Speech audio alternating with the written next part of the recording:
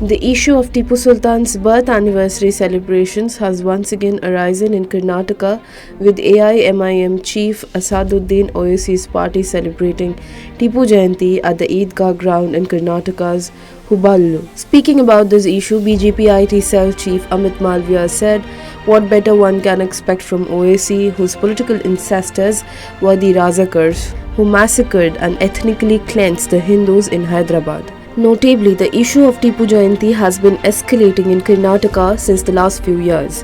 While one group hails him for fighting against the British, there are many others who point out that Tipu tortured and persecuted Hindus and thus should not be celebrated. As per author Sandeep Balakrishna, who wrote the famous book Tipu Sultan, the Tyrant of Mysore in 1788, Tipu marched into Kodagu of Karnataka and burned down entire towns and villages. Tipu, in a letter to Nawab of Kurnool, Runmust Khan, himself described how he took 40,000 Kodavas, the inhabitants of Kodagu, as prisoners and forcibly converted them to Islam. Tipu's raid was so terrifying that hundreds of Hindu priests fled to Mangalore. Worship came to a permanent halt in several temples.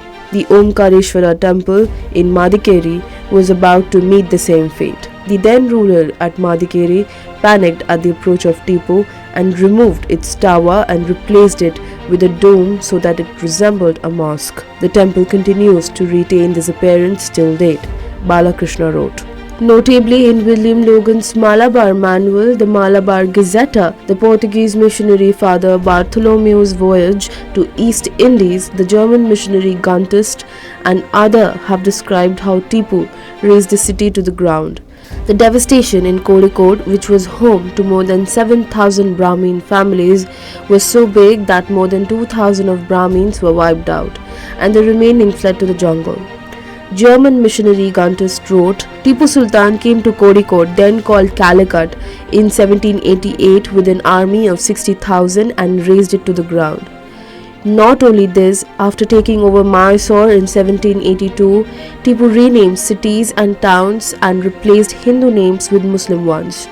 According to Lewin B. Bowring, Tipu had founded a new calendar which began with the year of the birth of Prophet Muhammad and even gave names to years as Ahand, Ab, Jha and Bab.